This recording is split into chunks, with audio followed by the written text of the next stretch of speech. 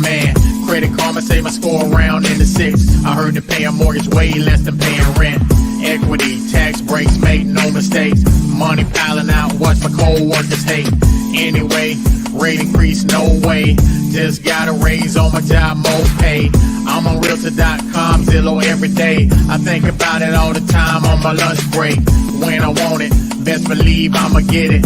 I'ma get me a house, it might take a minute. My boy Los got a VA loan, he a vet.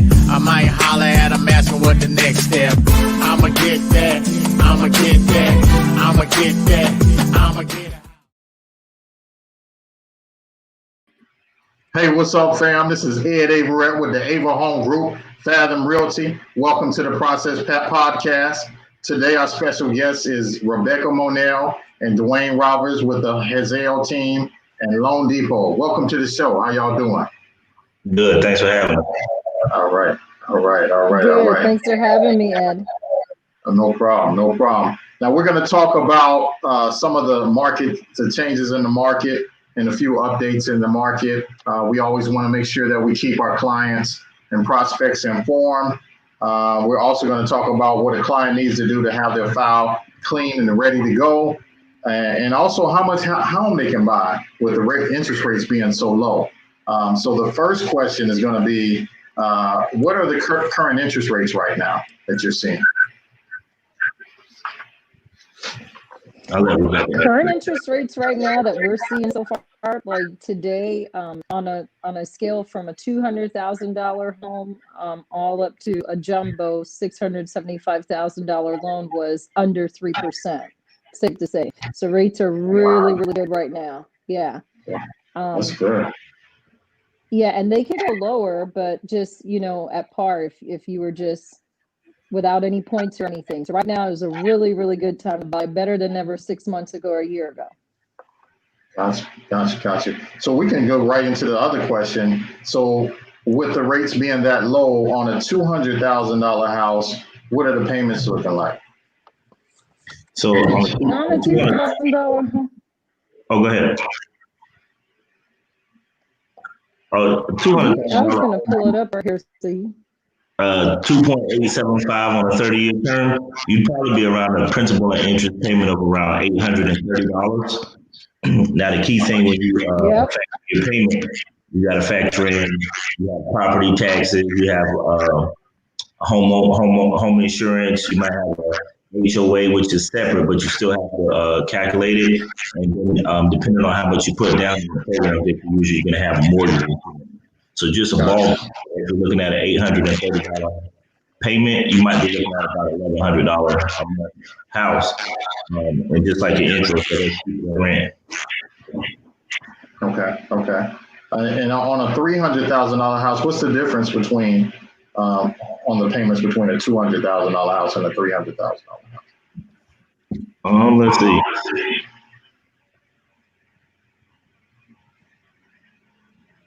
On a $300,000 home, the payment may differ. Let's see here.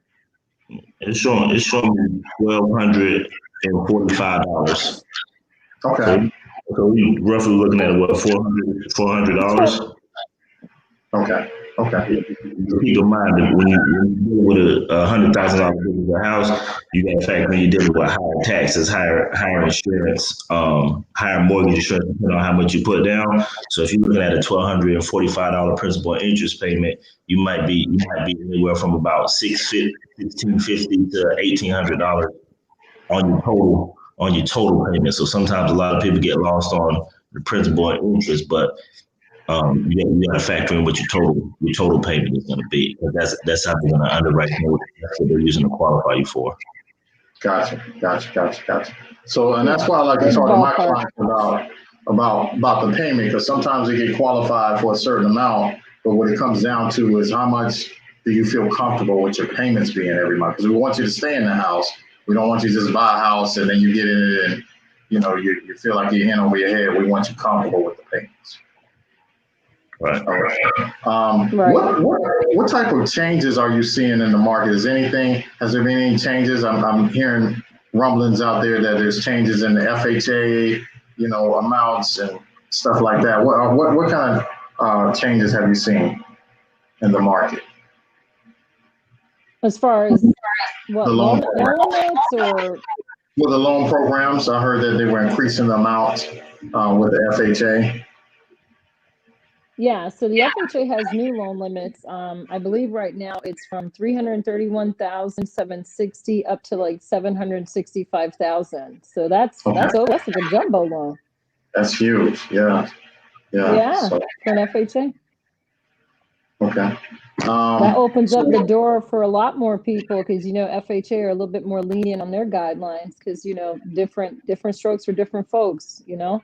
So that's awesome. Now we'll be able to do more FHA loans. FHA, I think, it is still a very common loan. It fits the criteria for a lot more people depending on, debt to income. Everybody's money is different, bills, outgoing bills, what they pay, debts that they have. So FHA seems to fit with, it's more common. It's a loan that's going to be used more. So increasing those loan limits was a big positive.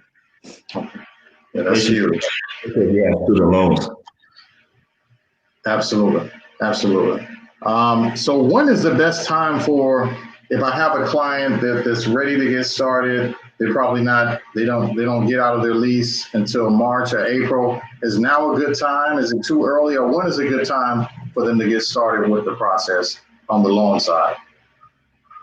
March or April is a good time because you have to be realistic, and everybody's not ready to go the minute they feel that they're ready to go. So the earlier you can kind of speak to a loan officer, speak to somebody, pull your credit, see what you need to work on. The key thing is you have to be able to do that up front and give yourself enough time to fix whatever needs to be fixed. Credit agency, when you're paying off things, you move in real time, or as quickly as you pay them off, they're not going to move that quickly. So you really need to get ahead of it as possible, because most people don't have the conversation and they're trying to get things done in the middle of the process when they really should have taken 2 or 3 months to have everything cleaned up before they start the process. Because once you start the process, you really everything is fair.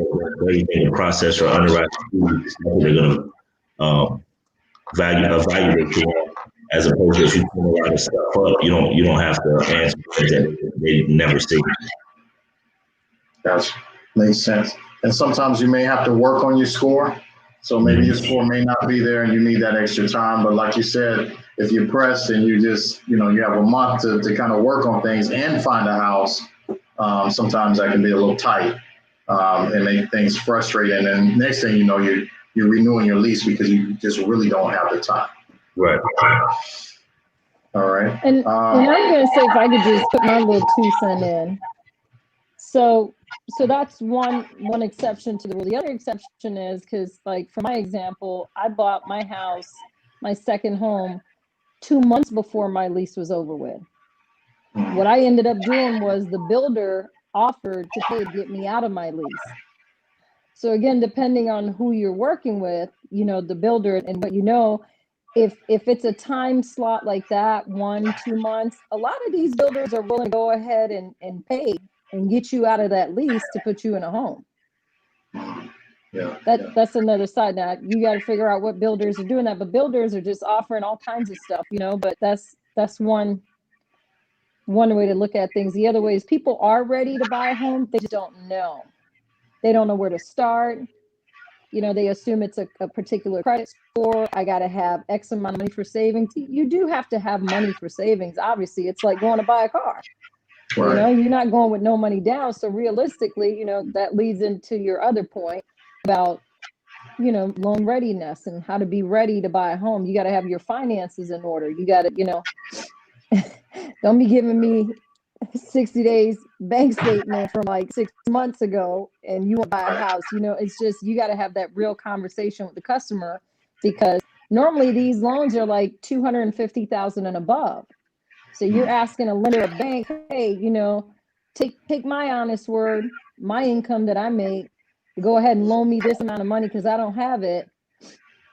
Present yourself properly, so that your loan can be an easy loan. Your loan officer, would do and should do, their due diligence up front to explain to you what docs are needed in a timely manner. The customer also has to understand too that, they have to pull their weight too. It's not about, I can get you into a house just because you pay rent. You have to prove yourself. You got to state your case. Basically, that's how I see it. What would you think, Dwayne? I think sometimes people get lost in the fact that you're asking for money. You know what I mean? So when you asking somebody for money, you got to kind of conform to their rules and their guidelines. So, and you also have to realize you got to get a good realtor. You got to do business with people that you believe in, because during the process, it's not all smooth. You might get a doc that you already sent in at the beginning 3 months ago, and they're saying, hey, it's not good anymore. Or with COVID, you keep verifying your employer over and over and over. So you really just got to you got to trust the process. You got to trust the people to know we're not going to ask for anything that we don't need, but the things that we need, you got to present it in a business professional way. Like, we're going to need bank statements, they can't do screenshots, it's got to be a PDF form. Right. They're going to pay stub. You can't screenshot your deposit from your checking account. You got to send a copy of your pay stub. If you start a new job, you got to send an offer letter, and then they're not going to say that you're working at the job until you send a pay stub to match it. So if you want to qualify saying, hey, I want to start this job January 1st, you probably can't get into the home until January 20th until you have a pay stub to verify that you are working on the job and that you have a pay stub to provide it. But the thing is, you just got to remember, like, there's a ton of programs. As an excellent realtor, Rebecca's an excellent loan officer. But at the end of the day, we don't make the rules. We just trying to tell you for the best. what the rules are, and you just gotta conform. And whenever you're ready to start the process, you gotta be ready to start the process. You can't have that resistance. Your resistance needs to come earlier in the process, which is why we say do your heavy lifting early in the process, because whenever you get that contract, it pretty much put you in a slingshot, and you better be ready to go. Now, do you guys are these pre-quals that they're getting, or is it pretty much pre-approvals? Because I know there's a difference in the two. If you want to dip your toe in and you're not serious, you want to do a pre-qualification, you just want to see where you're at. If you want to shop with confidence, you need to do a pre-approval, which is basically submitting all your documents to the underwriter. So that way, when you tell your realtor that you're ready to go, the realtor is going to look at you different when you have a pre-approval, because you already have the when you have that pre-qualification, you're just putting some numbers into computer system, and they're telling you based off of what you told me, you'd be eligible. When you get a pre-approval, they're giving you a hard credit inquiry. They're verifying your pay stub. They're doing everything that you would normally do to get approved, except for you just don't have the home. So you really have to do what's best for you. If you're not 100% committed, do a pre-qualification and use that as a stepping stone. But if you're ready to dance, you do a pre-approval. But just know that just because you do a pre-approval, it might take a couple more weeks before you get your answer, because until you have a contract, your loan doesn't really have a priority in the back channels. They got to go with people that have real deals. Gotcha. Makes sense. But I can tell you on the realtor side, if we're submitting an offer and we have a pre-approval, it's a stronger offer to that seller and that listing agent. If it's a pre-qual letter, then it may not be as strong. And you definitely want to put your best foot forward when we're submitting offers. Because like I said, it can be, I think the average number of offers on a house out there now is anywhere between 10 to 20 offers on one house. Wow. Wow. Okay. So do you find, Ed, let me ask you, because you're out, in the public daily, is it still, how is inventory? You talk a little bit about inventory. How is that? So inventory is low. It's still low. It's not a lot of houses on the market. So that's why it's so competitive. You know, the builders are going up on Builders too? builders are due to COVID. You know, builders have been affected by COVID, so a lot of them don't have a lot of inventory left. So if someone wants to get a house, new construction, a lot of times they're going to have it built and they're going to have to wait a couple of months out. I'm seeing a lot of different things. I'm seeing people on a waiting list with builders.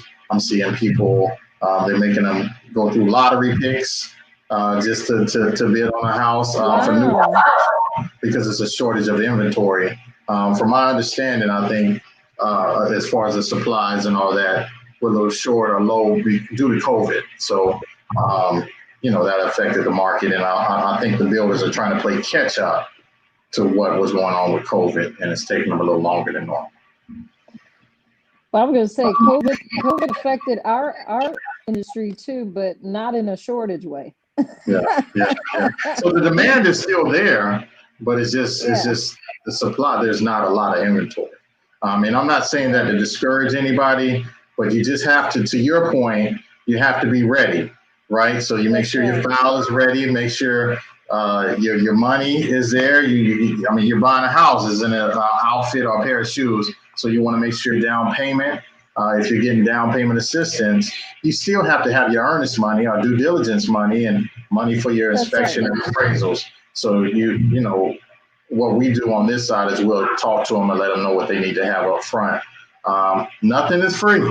You can't go out here and get a house for free. Sometimes it works out if you get down payment assistance where you get maybe money back but that's rare. That's not the norm. You still got to put skin in the game. Right. You still have to pay for a house. It's a house. It's not, you know, an outfit. So. And the other